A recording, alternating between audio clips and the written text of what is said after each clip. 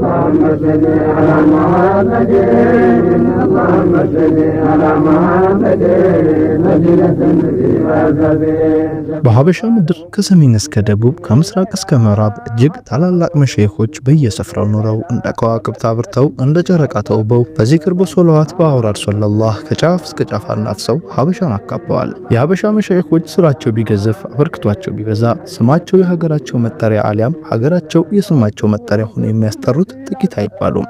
باطلهم في مشرق الأجمع المدينة النور وأوضاب الصفا اللهم صل على محمد የዲኑ ጮራ የኢልሙ ወጋገን ከዳና ፈንጥቆ መላ ሐበሻን አካቦ በአብሬት ላይም ሰልቋል። አብሬቶች ሽርክን አፈራርሰው ጨለማን አፍክተው የአላህን ቃል አሳውቀዋልና ባዊ ጥናታቸው ዘመናዊ ሽሪክ ዕድላቸው ይህ ስብስብ ምስክር ነው። የዚህ ሁሉ መክሉቅ የሂዳያ ሰበብ ሆነው ከባዕድ አምልኮ አውጥተው ሀገርን አቅንተው ለዛሬ አብቅተዋል። በቀድማዊ የአብሬት አካባቢ የባህላዊ የባዕድ አምልኮ ነበር።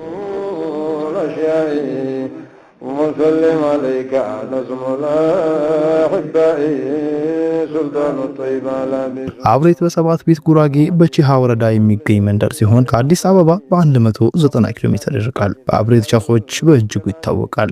የአብሬት ሸኾች አብሬትን እየተተካኩ ሚናቸውን እየለመከኩ ትውልድን በመቅረጽ ኖረውበታል። በቦታውና በነዋሪው እስከ ታሪክ ጫፍ የሚቆይ አበርክቷቸውን አዘርሰው አሳርፈዋል። እርግጥም መንፈሳዊ ንጉሶች ተደርገዋል።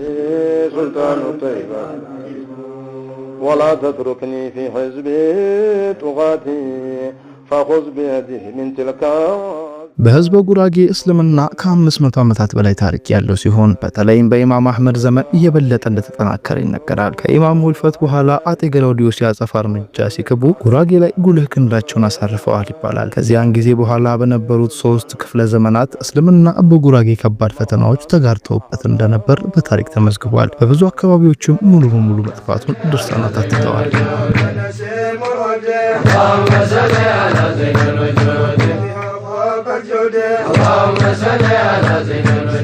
በህዝበ ጉራጌ የዲን ጮራ ከመፈንጠቁ ሽርክ ከመገርሰሱ ባዕድ አምልኮ ከመውደሙ በፊት በአብሬት ምድር ቡዣ የተባለ የባዕዳዊ ባህላዊ አምልኮ በጉልህ ይታወቅበታል። ቡዣ ቃሉ ጉራጌኛ ሲሆን መብረቅ የሚል ትርጓሜ ያለው ከፊል ጉራጌ የቡዣ እምነት ተከታይ ነበር። ይህ እምነት የራሱ የሆነ የአመራር ስርዓትና ሰንሰለትም ነበረው። የእምነቱ መሪ ሲሞት የመጀመሪያ ወንድ ልጁ ሹመትን ተቀብቶ መሪ ይሆናል። የመሪነት ስሙም ጎይታኩ ይባላል። ይህ የአምልኮ ስርዓት ልጆችና የልጅ ልጆች በመሪነት ሲያስቀጥሉት ኖሩ። ተጠሪና አሳላፊዎችም ነበሩ። ሲወርድ ሲዋረድ የኃላፊነት ርክክቡ ከዥግጓሪያ ጎይታኩ የደረሰ እሱም መሪነቱን ተረክቦ እንደ ሌሎች ሁሉ አገልግሎ በመጨረሻም ለህልፈት ቀረበ። እናም በትሩን ለልጁ ለንቅ ጎይታኩ ያስረከበ። አያይዞም ኑዛዜና አደራንም ተናገረ። ከልጆቹ አንዱ ወደፊት የእኛን ባህላዊ እምነት ይተዋል፣ አዲስና ሌላን እምነት ይከተላል። አደራ የዚያን ጊዜ እርሱን ማንም እንዳይተናኮለው በነጻነት የፈለገውን እንዲከተል መተው ነው። ይህ እስካልሆነ ድረስ ሙሉ ቤተሰቡ አደጋ ውስጥ ወዳቂ ነው በሚል ኑዛዜ ከተሙ። ምድርን ተሰናበቱ። ንቅ የጎይታኩ ኃላፊነቱን ያዘ፣ መሪነቱን ተረከበ። በህይወት ቆይታው ልጆቹንም ወለደ። ከልጆቹ መካከል በአንደኛው ላይ ግን ገና በህፃንነቱ እንግዳ ክስተት መስተዋል ጀመረ። የንቅ የጎይታኩ የባለቤት የቡዣ ክብረ በዓልን ሳምንታዊ፣ ወርሃዊ፣ ዓመታዊ ታዳሚና አክባሪ ነበረች። በዓሉን ታድማ የቀረበውን ቀማምሳ ትመለሳለች። ይህም በምታከናውንበት ጊዜ ጡት የሚጠባ ህፃኗ ፈጽሞ ያምጽ ነበር ይባላል። ህፃኑ በእንቢታው ጸንቶ በዚሁ ባህሪ ላይ አደገ። በጥንቅቅና ከፍ አለ። እንደ አባባሉ እወቅ ያለው በ40 ቀን ያውቃል ነውና ህፃኑ የእምነቱ ክብረ በዓላት በሆኑ ጊዜ ራሱን ማግለልና መገለል ጀመረ። በእቅፍ ውስጥ ሆኖ ባዕድ አምልኮን ሸሸ። ከማህበረሰቡ በመነጠል እድገቱንም ቀጠለ። የሁናቴ ንቅ የጎይታኩየን እንዲህ አሰኘ። ይህ ነው የአባቶቻችንን እምነት ትቶ ሌላ እምነት የሚከተለው እንዲሉ የህፃኑ ሁኔታ አስገደደ። ተደጋጋሚ ምግባሮቹ ለዚህ ንግግር ዳረገ። ግና የኑዛዜው ቃል አለና ተጻራው መቆምን አልፈለጉ። በሁኔታውም ቅሬታን አላሰሙም ነበር። ይህ ህፃን አድጎና ተመንድጎ በእስልምና ስሙ ሰይድ ኢብራሂም ተሰኘ። እስልምናን ከአብሬት አቆራኘ። ከእርሱ በታች አዲስ ትውልድን ፈጠረ። የኢስላም ብርሃንን ማፈነጠቀ። ባለትንቢቱ ትልቅነትን በልጅነቱ ከታቹ ሰይድ ኢብራሂምን የጠራቸው የለም፣ ይወሰዳቸው አልነበረም። ጌቶ ከተባለ አካባቢ ሙስሊሞች መኖራቸውን አወቁ። እናም ወደ ስፍራው ተጓዙ።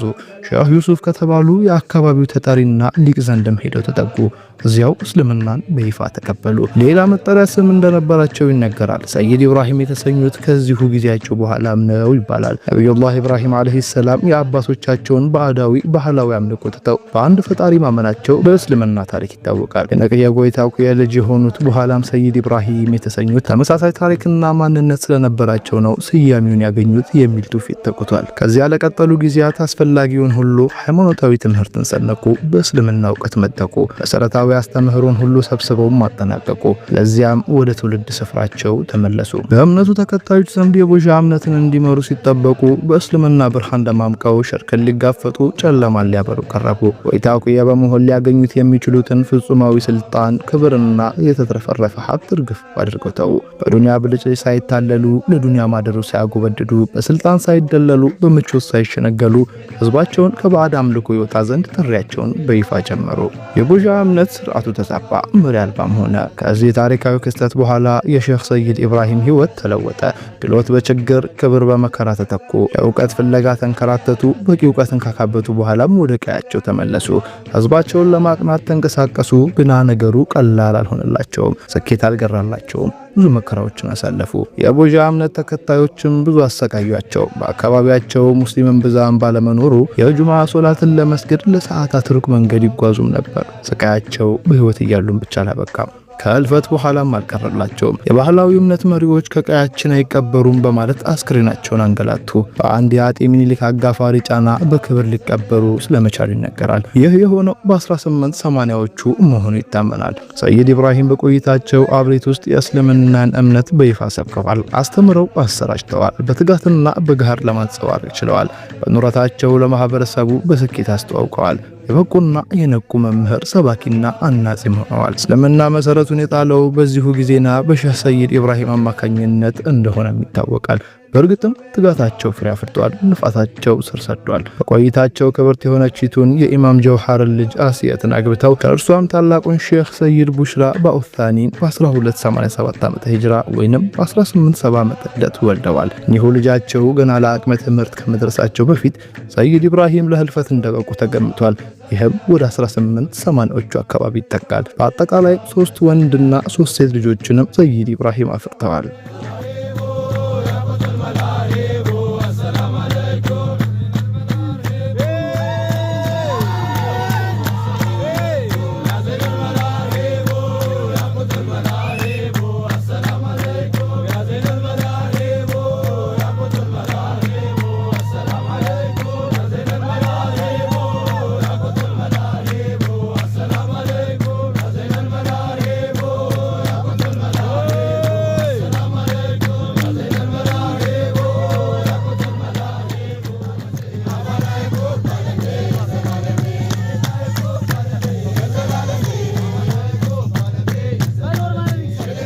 ሲታዩ አይንን ይማርካሉ፣ ልብን ያፈዛሉ። በስጋና በመንፈስ የበለዘቁ የአንዳች ምትሃታዊ ጸጋ ኃይል ባልተቤት ነበሩ ይባላል። ያጥበረብራሉ፣ ይማርካሉ፣ ከሩቅ ይስባሉ። ምልክት ናቸው። ተናናሽም ነበሩ። አዩንታን ይሸሻሉ። ገና ሲታዩ በማንም ይወደዳሉ፣ ያለ ቅራኔ ይፈቀራሉ። ለማየምነት ጸር የእውቀት ፀሐይ ናቸው። አብሪ ማራኪ የሆኑ ብርሃናማ ሰው ሼኽ ቡሽራ ሰይድ ኢብራሂም በስብዕናቸው ይለያሉ፣ በባህሪያቸው ይደንቃሉ። ያለ ጫማ ይጓዛሉ። በሰኔል በከብት ቆዳ ላይ ይቀመጣሉ። ለመጓጓዣነት ፈረስ ወይንም በቅሎና ሊያም አህያ ብለው ሳያማርቱ ይገለገላሉ። እንደ ክቡራኑ አልጋ ዘርጉ፣ ፍራሽ አንጥፉ ሳይሉ ሳር ላይ ይቀመጣሉ። እጅግ ተናናሽ ሰብአዊ ፀሐይ ነበሩ። በአስመሳይነት የተለከፉ አልነበሩም። ምንም የሌላቸው ድሆች፣ ጠያቂ የሌላቸው ምስኪኖችን ይወዳሉ፣ ይንከባከባሉ፣ በርህራሄም ይለግሳሉ። ሼኽ ቡሽራ ከአባታቸው ሰይድ ኢብራሂምና ከእናታቸው ወይዘሮ አስየት ጀውሃር በ1870 ወይንም በ1287 ዓመተ ሂጅራ በጌቶ ጦርነት ወቅት በዕለተ ማክሰኞ በወርሃ ሻዕባን 10 አብሬት ውስጥ ተወለዱ። የላይኛው ዘር ተቋጥሯቸው ከነብዩ መሐመድ አለይሂ ሰላቱ ወሰላም ልጆችና ዘመዶች ከፋጡማና ከአሊይ ድረስ ተያይዞ ይቆጠራል። ለወላጆቻቸው የበከር ልጅ ናቸው። ለአብሬት ኢስላማዊ ትምህርት ማዕከል መመስረት ተቀዳሚ ሚና የእርሳቸው ነው።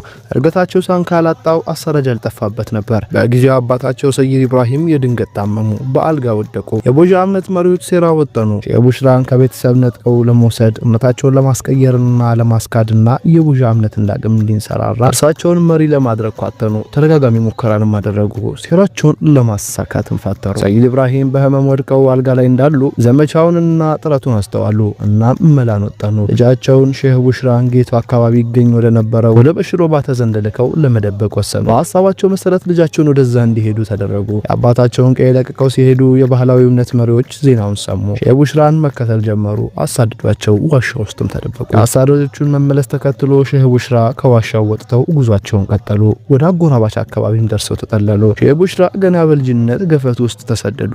ለእውቀት ለእምነት በለጋነት አሳር ቀመሱ። ጌቱ አካባቢም ደረሱ። ከአባታቸው ወዳጅ ጋር ተቀማመጡ። እድሜያቸው ለትምህርት ሲደርስ ቅዱስ ቁርአንን ጨምሮ ሌሎች መሰረታዊ አስተምሮቶችን እዚያው ተማሩ። ቀጥለው ለአካያ እውቀት ፍለጋም ማተሩ። ሼህ አብደል ከሪም አልገቲ በሼህ ዑመር የሲባ ሼህ በሼህ ዑመር የወለነ ሼህ አማካኝነት በቂ ትምህርትን ቀሰሙ። የአካባቢው ጌት ከነበሩት ሼህ ወራቅ እንዲሁም ሼህ መሐመድ አወል ከተባሉ ከዋክብቶች ልዩ ልዩ የእውቀት አይነቶችንም ለቃቀሙ። ከጉራጌ አልፈው ወደ ሌሎች አካባቢዎችም ነጎዱ። ወደ ሁሉም አመሩ። የዳናን ማዕከልም መረገጡ። በዳና ማዕከልም ቀልጠው ሰመጡ።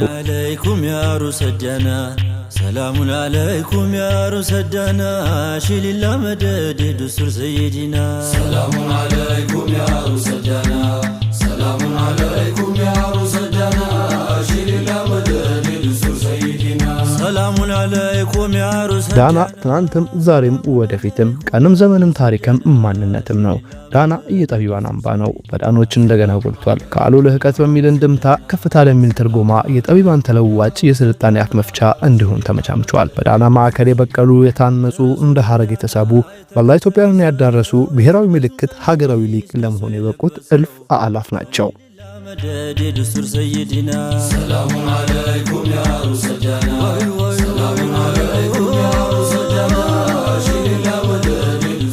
ታላቁ ሼህ ቡሽራ ከአብሬት 770 ኪሎ ሜትር ርቀው ወደ ዳና ገሰገሱ። ዳናን ለመርገጥ 21 ቀናት እንደፈጁ ይነገራል። ለ21 ቀናት የተጓዙትም በእግራቸው መሆኑ ይታመናል። ሼህ በሽር ኑረዲን አልከሰይ 1930-1356 ዓመተ ሂጅራ ታዋቂ መናኝና ሊቅ የሼህ ቡሽራ የቅርብና የበኩር ተማሪ ነበሩ። መምህራቸውን ለረጅም ዓመታት ያገለገሉ በረከትና ትሩፋትን ያገኙ ናቸው። ሼህ ቡሽራ ወደ ዳና ሲጓዙ ሼህ በሽር ኑረዲንን ጨምሮ ሌሎች ተከታዮቻቸውም አብረው ነበሩ። ሁሉም ወደ ዳና በረሩ፣ በዳና ሰፈሩ፣ በዳና ከበሩ።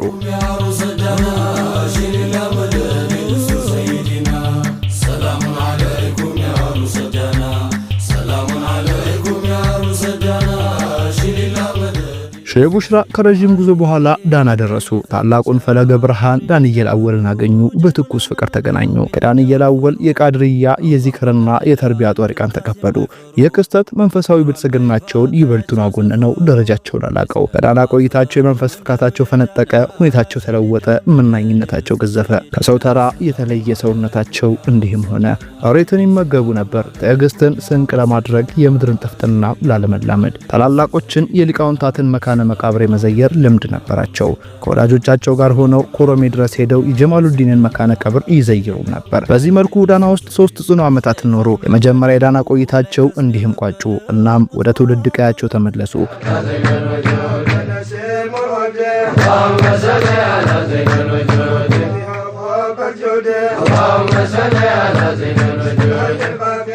የዳናው ጀንበር አንድ ጸጋ ነበራቸው። እርሳቸውን ያዩ አብረው ለጥቂት ጊዜያት የቆዩ የእርሳቸው ምርኮኛ ይሆናሉ። ገጽታቸው፣ ስብዕናቸው አስደማሚ ነው። እርሳቸውን መለየትም በዚሁ ልክ ፈታኝ ነው፣ የማይቻልም ነው። የብዙ ሊቃውንታት አዚም ነበር ዳንኤል መለየት። ሼህ ቡሽራ ዳግም ወደ ዳና ተመለሱ። ለ2 ዓመታት ያክል ቆዩ። የዳናው ሼህ የሼህ ቡሽራን ሙሉ ብኩልነት አዩ። ለ5 ዓመታት ያክል በጽኑም ተከታትለው የደረሱበትን ከፍታ ማስተዋሉ፣ ቀርበው አረጋገጡ። አውራድና ጧሪቃን ሰጡ። የመናገሻ ስፍራቸውን ጠቆሙ። እስከ ገደፉ መርቀው ሸኙ።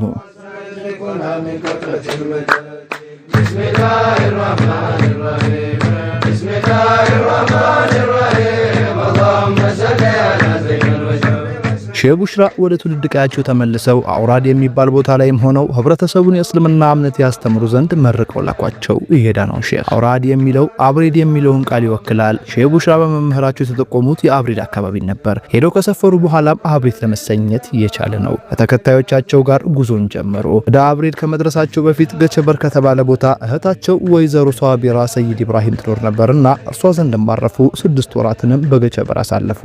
ተነሱ፣ ጉዞንም ቀጠሉ። በተባለው አካባቢ አቶ አሊ የተባለ አጎታቸው ነበረ። እርሱ ጋርም ተቀመጡ። ለ6 ወራትም በገተራ ኖሩ። ከዚያም መምህራቸው ወደ ተመላከቱበት ስፍራ ጉዟቸውን ቀጠሉ። እናንገራ በተባለ አካባቢ ተመሳሳይ ቆይታን አደረጉ። በስተመጨረሻም አብሬት ደረሱ። በአብሬት ከተሙ። በአብሬት አካባቢ የነበሩ ታላላቅ ሊቃውንታት ባላባቶች ደማቅ አቀባበል አደረጉላቸው። ሼህ ዩሱፍ ከይረሺ፣ ሼህ በሽር፣ ሼህ መሐመድ ሰማን፣ አቶ መሐመድ አወጌና ሌሎችም ነበሩ። ሼህ ቡሽራ ከዚያን ዕለት ጀምሮ የአካባቢው ነዋሪ ሆኑ። አነስተኛ መስጂድንም አቋቋሙ። የእስልምና እምነት እንዲስፋፋ መሰረት ሆኖ እንዲቀጥል ከፍተኛ አስተዋጽኦን አደረጉ።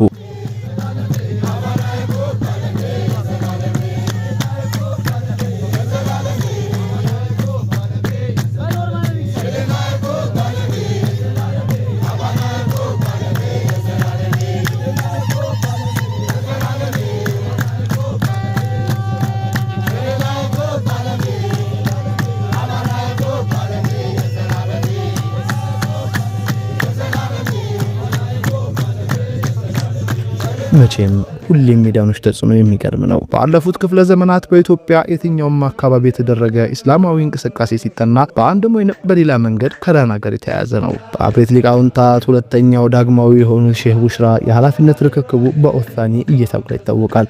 ዳግማዊ አብሬት ሆኑና መንበሩን ጨበጡ። የአብሬት የትምህርትና የስልጠና ማዕከል ዋና መስራች ለመሆን ቻሉ። በርካታውን አስተማሩ። እጅጉን ወደ ቅን ጎዳናም ተጣሩ። እያስከተሉ መሩ። የአካባቢው ሙስሊሞች በትጋትና ለመለሙ። እስልምና ለሰው ሁሉ ከፈቱ። ዘመናቸውን ሰው ስበው ማስገቡ።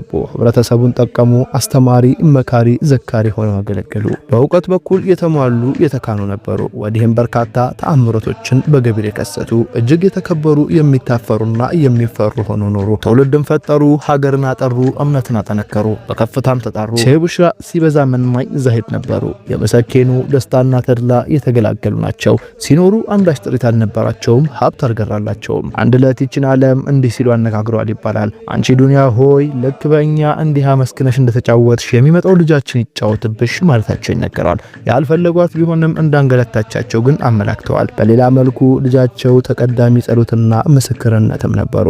ልክም ነበሩ። አላህ ንግግርና ትንፋሻቸው በልጃቸው ላይ ሆነ አደረገው። ልጃቸው እንዲህ ነው ተብሎ በማይለካ በማይደካ መልኩ ተጫወቱባት። አጥራፍርፈው ለተከታዮቻቸው አደረሷት። አባታቸው ላይ እንደተጫወተች እየለገሱ ተጫወቱባት። ሼህ ቡሽራ እንዲህ ተጉ። ያለ ምድራዊ ደሞዝ አገለገሉ።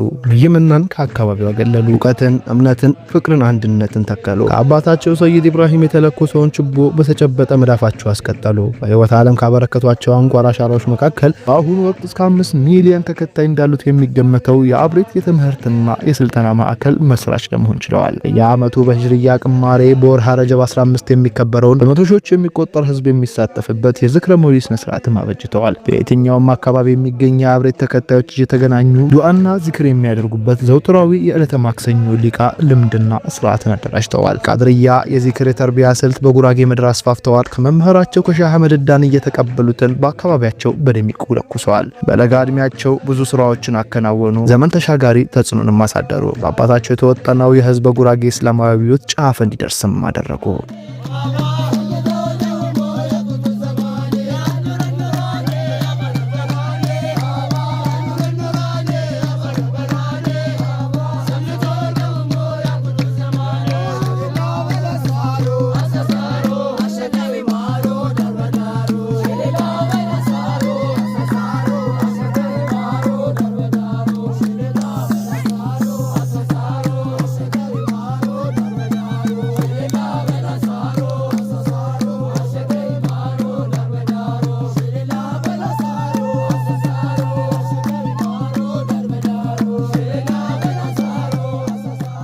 ሼህ ቡሽራ በምድር ቆይታቸው ትዳር መስርተው ልጆችን አፍርተው ዳናቸውን ተክለዋል። 4 ወንድና 13 ሴቶችንም ወልደዋል። ከባለቤታቸው ወይዘሮ አይዳ የበኩር ልጃቸውን ሼህ ሰይድ ቡደላን በ1908 ወለዱ። መጀመሪያ ልጃቸው ባኡታሊህ እንዲሁም አበራ ሙዝ ይባላሉ። ትርጉሙ የጉልሃን አባት ማለት ነው። በርካታ ጉልህ ስራዎችን ስላፈሩ ይህ ቅጽል ስም የተሰጣቸው ይመስላል። ሰዎች ግን በተለምዶ አበራ ሙዝ ወይንም አበራ ሙዝ ይሏቸዋል። ሰይድ ቡደላም ሲሉ ይጠሯቸዋል። የአብሬት ማዕከል 3ኛው መሪ ሼህ ሲሆኑ ተጽዕኖአቸው ከሁሉም የላቀ እንደሆነ ከታሪካቸው መረዳት ይቻላል። ሼህ ቡሽራ ገና በህይወት እያሉ በቦታቸው ልጃቸውን ተክተው ስፍራውን አወረሱ። ሰይድ ቡደላ ከተለያዩ ሊቃውንታት አስፈላጊውን ትምህርት ከቀሰሙ በኋላ በአባታቸው ቦታ ተተኩ። ፈለጋቸውን አስቀጠሉ።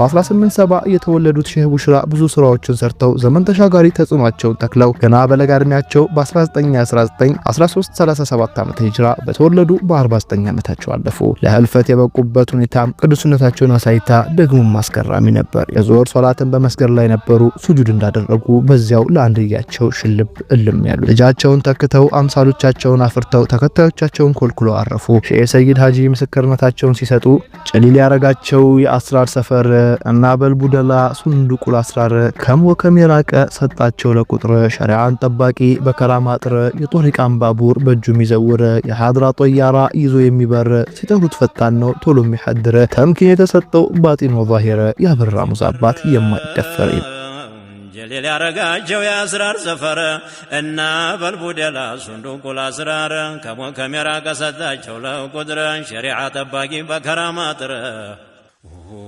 የጦሪቃን ባቡር በእጁ የሚዘውር የሐድራ ጦያራ ይዞ የሚበር ሲጠሩት ፈጣን ነው ቶሎ የሚያሐድር ተምኪን የተሰጠው ባጢን ወዛሂር ያበራ ሙዛባት የማይደፈር ነጀብ በአገር አብሬት የተቀባበለው የተሐድሶ ችቦ በሰይድ ኢብራሂም ለኳሽነት በሼህ ቡሽራ ተተኪነት ተከታተለ። በልጅና በልጅ ልጆች እያለ ሰንሰለቱ እየተወራረደ ቀጠለ። ፍካትና ድምቀቱ፣ ሱፋትና ፍሰቱ፣ ሂደትና ውበቱ እንደገና እየናረ እያማረ ጉዞውን አቃና እስከ ዘመንታችም ደርሶ ነጋ።